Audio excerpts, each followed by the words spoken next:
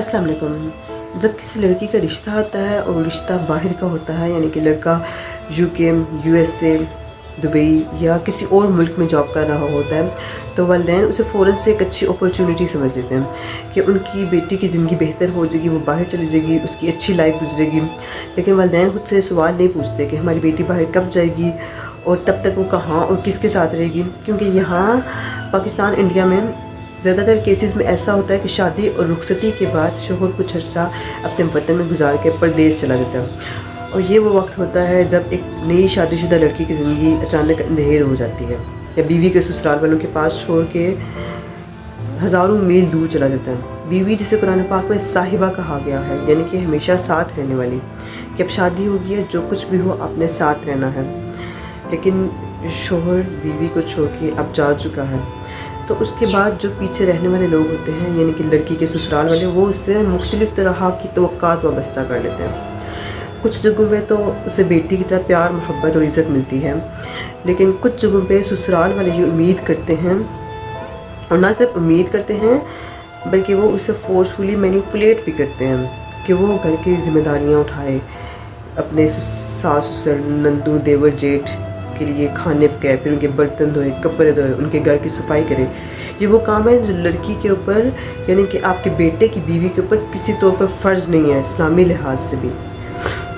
तो इन कामों के लिए उसको फोर्स किया जाता है। इसी वजह से मैं अपनी पिछली कुछ वीडियोस में आप लोगों को इस तरफ राग़िब करने की कोशिश करती हूँ कि आप अपने दीन को खुद पढ़ें, जिसका वेरी फर्स्ट स्टेप ये है कि आप कुरान पाक को तर्जुमा और तफसीर के साथ खुद पढ़ें, लड़के भी और लड़कियाँ भी।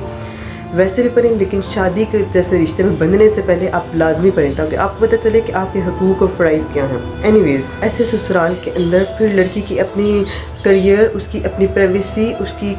जो पर्सनल चॉइसेस होती हैं वो सेकेंडरी समझ ली जाती हैं। मैं ये नहीं कह रही कि हर ओवरसी मैरिज बुरी होती है, एब्सोल्युटली नॉट। कुछ ऐसे भी शोहर और ख़ानदान होते हैं जो अपनी बीवी को इज़्ज़त देते हैं, मोहब्बत देते हैं, उसके हकूक़ का ख्याल रखते हैं और उसे अपने साथ बाहर ले जाने की पूरी कोशिश करते हैं। यहाँ मसला शोहर का परदेसी होना नहीं है, बल्कि मसला बग़ैर प्लानिंग के अपनी बेटी को ऐसी सिचुएशन में भेज देना है जहाँ उसका शोहर, उसका मुहाफ़िज़ खुद उसके साथ नहीं है। इसलिए आप जब भी अपनी बेटी का रिश्ता किसी ऐसे लड़के से करने लगे हैं जो परदेश में रहता है या बाहर के मुल्क में जाके वो जॉब करता है, तो आप उससे सिर्फ उसकी सैलरी मत पूछें, बल्कि आप उससे ये बात पूछें कि शादी के बाद वो आपके पास कब आएगी, यानी कि आपकी बेटी अपने शोहर के पास कब जाएगी, और उसका वीज़ा, उसकी डॉक्यूमेंटेशन का प्रोसेस कौन कंप्लीट कराएगा, और उसके रहने का अरेंजमेंट क्या होगा, वो अपने शोहर के जाने के बाद कहाँ और किसके साथ रहेगी। और सबसे इम्पोर्टेंट बात शोहर हज़रात के लिए, उन शोहर हज़रात के लिए शादी के बाद परदेस चले जाते हैं, वो खुद से सवाल पूछें कि क्या वो वाकई शादी के बाद अपनी बीवी को अपने साथ रखने के लिए तैयार हैं, या वो शादी अपने लिए कर रहे हैं, या वो शादी सिर्फ इसलिए कर रहे हैं कि वो शादी के बाद बीवी को अपने माँ बाप और बहन भाइयों के पास, यानी कि लड़की के ससुराल वालों के पास छोड़ के चले जाएंगे, और फिर जो उन ससुराल वालों का रवैया होता है अपनी बहू के साथ, वो किसी से ढका छुपा नहीं है। मैं उस कहानी में नहीं पढ़ूँगी। इस तरह के वाक़यात या वाक़यात ना भी हों, तो इस तरह की जो भी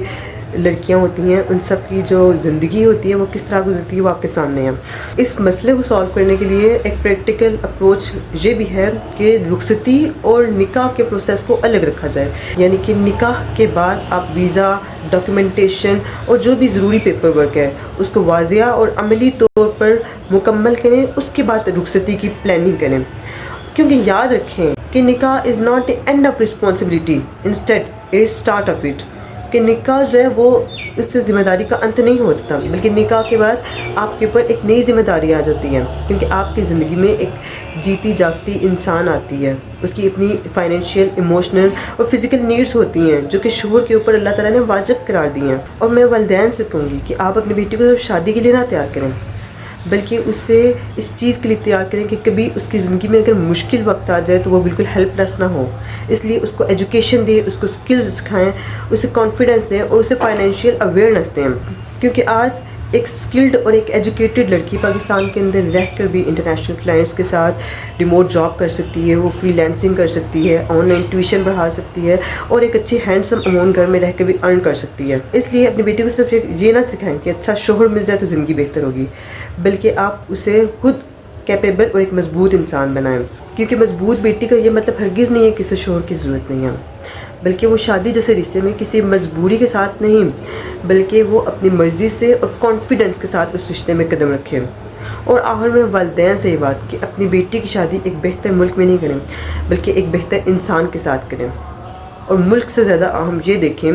کہ کیا آپ کی بیٹی کا ہونے والا شوہر اسے عزت، کمپینین شپ، سیکیورٹی اور ایک باوقار زندگی دے سکتا ہے یا نہیں، because your daughter's future is not a visa opportunity, it's the question of her life۔ اللہ حافظ۔